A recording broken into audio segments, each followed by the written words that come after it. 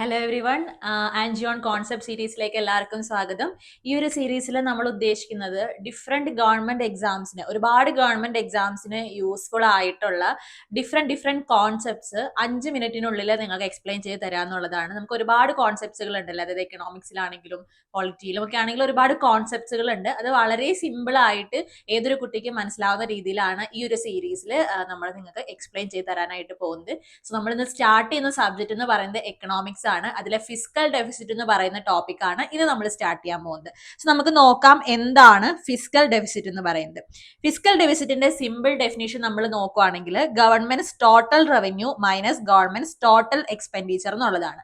അതായത് ഗവൺമെന്റിന്റെ total എക്സ്പെൻഡിച്ചറും total റവന്യൂവും തമ്മിലുള്ള ഒരു ഡിഫറൻസ്, ആ ഡിഫറൻസിനെയാണ് നമ്മൾ ഫിസ്ക്കൽ ഡെഫിസിറ്റ് എന്ന് പറയുന്നത്. എന്താണ്? ഗവൺമെന്റിന്റെ ടോട്ടൽ എക്സ്പെൻഡിച്ചറും ടോട്ടൽ റവന്യൂവും തമ്മിലുള്ള ഡിഫറൻസ് ഈസ് കോൾഡ് എന്താണ്? Fiscal deficit.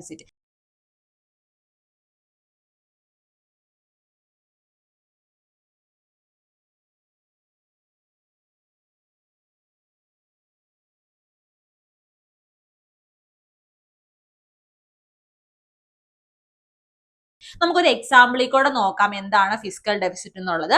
ഫോർ എക്സാമ്പിൾ, ഗവൺമെന്റിന്റെ റവന്യൂ എന്ന് പറയുന്നത് 10 lakh ആണെന്ന് വിചാരിക്കുക.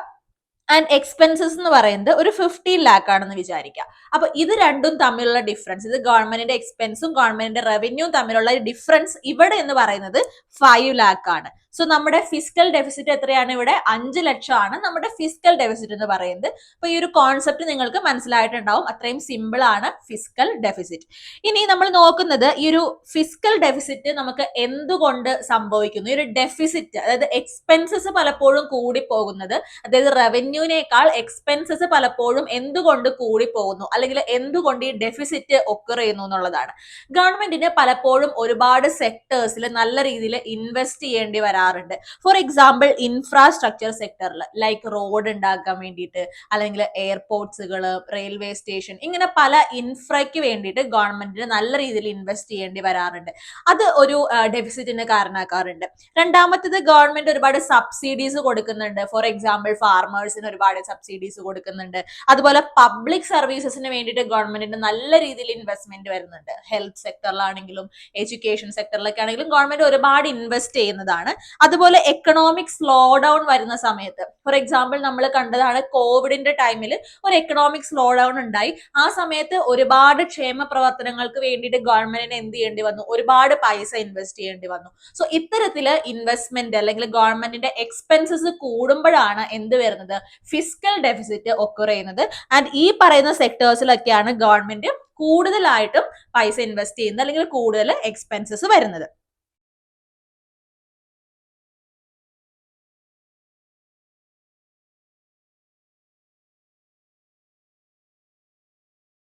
ഓക്കെ, ഇനി നമ്മുടെ ഒരു നെക്സ്റ്റ് ക്വസ്റ്റ്യൻ എന്ന് പറയുന്നത് ഈ fiscal deficit, whether fiscal deficit is good or bad എന്നുള്ളതാണ്. നമുക്ക് രണ്ട് ഡയമെൻഷൻ പറയാം. ഫിസ്ക്കൽ ഡെഫിസിറ്റ് പോസിറ്റീവ് ഡയമെൻഷനിൽ, അതായത് ഫിസ്ക്കൽ ഡെഫിസിറ്റ് ഗുഡ് ആണെന്ന് നമുക്ക് പറയാം. എന്തുകൊണ്ടാണ് ഫിസ്ക്കൽ ഡെഫിസിറ്റ് ഗുഡ് ആവുന്നത്? ഇഫ് നമ്മൾ പ്രോപ്പർ ആയിട്ടാണ് ഇൻവെസ്റ്റ്മെന്റ് നടത്തുന്നതെങ്കിൽ, നമുക്ക് ആവശ്യമുള്ള സ്ഥലത്താണ് അത് ഇൻവെസ്റ്റ് ചെയ്യുന്നതെന്നുണ്ടെങ്കിൽ, ഫോർ എക്സാമ്പിൾ ഹെൽത്ത് സെക്ടറിൽ, ഫോർ എക്സാമ്പിൾ എഡ്യൂക്കേഷൻ സെക്ടറിൽ, ഇങ്ങനെ പ്രോപ്പർ ആയിട്ട് ആ പൈസ നമ്മൾ യൂസ് ചെയ്യുവാണെങ്കിൽ fiscal deficit is good. Okay, അത് എക്കണോമിക് ഗ്രോ ചെയ്യാനായിട്ട് സഹായിക്കുന്നുണ്ട്. ഇപ്പൊ ഇൻഫ്രയിലൊക്കെ നമ്മൾ ഇൻവെസ്റ്റ് ചെയ്യുമ്പോൾ അത് എക്കണോമിക് ഗ്രോത്തിന് സഹായിക്കുന്നുണ്ട്. ഒരുപാട് ആളുകൾക്ക് എംപ്ലോയ്മെന്റ് കൊടുക്കുന്നുണ്ട്. നാഷണൽ ഇൻകം ഇൻക്രീസ് ചെയ്യാൻ സഹായിക്കുന്നുണ്ട്. ഇങ്ങനെ ഫിസ്ക്കൽ ഡെഫിസിറ്റിന് ഒരുപാട് പോസിറ്റീവ് സൈഡ് നമുക്ക് പറയാൻ പറ്റും. But on the other hand, fiscal ഡെഫിസിറ്റിന് എന്തുകൊണ്ട് നെഗറ്റീവ് സൈഡും കൂടെ ഉണ്ട്. അതെന്താണ്? മോർ ഡെറ്റിലേക്ക് നയിക്കും. എന്താണ് മോർ ഡെറ്റ്?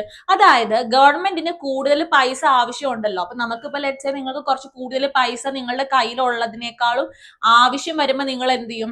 ആരുടെയും കയ്യിൽ നിന്ന് കടം വാങ്ങും അല്ലെ? അപ്പൊ ഈ കടം വാങ്ങുമ്പോൾ, അങ്ങനെ കൂടുതൽ ഗവൺമെന്റ് കടം വാങ്ങുമ്പോൾ എന്താണ്? കൂടുതൽ ഒരു ഡെറ്റ് സിറ്റുവേഷനിലേക്ക് ഗവൺമെന്റ് പോവുകയാണ്. അപ്പൊ ഈ ഒരു ഡെറ്റ് സിറ്റുവേഷനിലേക്ക് കൂടുതൽ ഗവൺമെന്റിന് കടം വരുമ്പം ഈ ഗവൺമെന്റ് എന്ത് ചെയ്യും? ഇത് ഡീൽ ചെയ്യാൻ വേണ്ടിയിട്ട് ജനങ്ങളില് ഒരു ഹൈ ടാക്സ് ഇമ്പോസ് ചെയ്യും. ഫോർ എക്സാമ്പിൾ GST കൂട്ടുക, അല്ലെങ്കിൽ ഇൻകം ടാക്സ് കൂട്ടുക. ഇങ്ങനെ ജനങ്ങളിൽ ഹയർ ടാക്സ് ഇംപ്ലിമെന്റ് ചെയ്ത് ഗവൺമെന്റിന്റെ ആ ഡെറ്റ് തീർക്കാൻ വേണ്ടിയിട്ട് ഗവൺമെന്റ് ശ്രമിക്കും. സോ ഒരു ഹയർ ടാക്സ് ജനങ്ങളിൽ കൊടുക്കുമ്പോൾ എന്താണ്? അത് ജനങ്ങൾക്ക് ഒരു ബേർഡൻ ആണല്ലേ. അപ്പൊ ഈ ഫിസ്ക്കൽ ഡെഫിസിറ്റ് വരുമ്പം ഹയർ ടാക്സ് വരാനായിട്ടുള്ള സാധ്യതയുണ്ട്. അത് ജനങ്ങളെ ബുദ്ധിമുട്ടിലാക്കും എന്നുള്ളത് ഫിസ്ക്കൽ ഡെഫിസിറ്റിന്റെ ഒരു നെഗറ്റീവ് ആണ്. ഇനി എങ്ങനെയാണ് നമുക്ക് ഈ ഫിസ്ക്കൽ ഡെഫിസിറ്റ് കുറയ്ക്കാൻ പറ്റുക? How to reduce fiscal deficit എന്നുള്ളതാണ് നമുക്ക് നെക്സ്റ്റ് ഒരു ആസ്പെക്ട് എന്ന് പറയുന്നത്. അപ്പൊ ഫിസ്ക്കൽ ഡെഫിസിറ്റ് കുറയ്ക്കാൻ വേണ്ടിയിട്ട് അല്ലെങ്കിൽ ആ ഒരു കടം ഒക്കെ തീർക്കാൻ വേണ്ടിയിട്ട് നമുക്ക് എന്ത് ചെയ്യാൻ പറ്റും?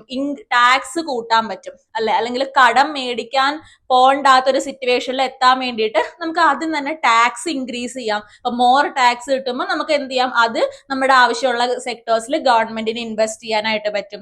അതുപോലെ ഗവൺമെന്റിന് എന്ത് ചെയ്യാൻ പറ്റും? അൺനെസസറി സ്പെൻഡിങ് അല്ലെ, നമ്മുടെ കയ്യിൽ പൈസ ഇല്ലാത്ത സമയത്ത് നമ്മൾ എന്ത് ചെയ്യും? നമ്മൾ ഒരുപാട് സ്പെൻഡ് ചെയ്യാനായിട്ട് പോകില്ല. അപ്പൊ അതുപോലെ അൺനെസസറി സ്പെൻഡിങ് ഗവൺമെന്റിന് എന്ത് ചെയ്യാം? ഒഴിവാക്കാൻ പറ്റും. അതിലൂടെ ഫിസ്ക്കൽ ഡെഫിസിറ്റ് കുറയ്ക്കാൻ പറ്റും. പിന്നെന്താണ്? More private investment. ഇപ്പൊ ഒരുപാട് സെക്ടേഴ്സിൽ ഗവൺമെന്റ് പ്രൈവറ്റ് സെക്ടർ പാർട്ടിസിപ്പേഷൻ കൊണ്ടുവരുന്നുണ്ട്. അതുപോലെ പ്രൈവറ്റ് സെക്ടറിനെ കൂടുതലായിട്ട് ഇൻവൈറ്റ് ചെയ്യാം, അവരുടെ ഇൻവെസ്റ്റ്മെന്റ് സീക്ക് ചെയ്യുക. ഇത്തരത്തിലുള്ള കാര്യങ്ങൾ വഴി ഗവൺമെന്റിന് എന്ത് ചെയ്യാൻ പറ്റും? ഫിസ്ക്കൽ ഡെഫിസിറ്റ് കുറയ്ക്കാൻ പറ്റും. ഇത്രയാണ് ഫിസ്ക്കൽ ഡെഫിസിറ്റിൽ നമുക്ക് പഠിക്കാനായിട്ടുള്ള കാര്യങ്ങൾ എന്ന് പറയുന്നത്. It will be useful for all the exams. ഈ ഒരു സീരീസ് നമ്മൾ കണ്ടിന്യൂ ചെയ്യുന്നതായിരിക്കും. നിങ്ങൾക്ക് വീഡിയോ ഇഷ്ടപ്പെട്ടു, യൂസ്ഫുൾ ആണെന്നുണ്ടെങ്കിൽ നമ്മുടെ ചാനൽ സബ്സ്ക്രൈബ് ചെയ്യാനായിട്ട് മറക്കണ്ട. അപ്പോൾ നെക്സ്റ്റ് വീഡിയോ ആയിട്ട് കാണാം. Till then bye bye.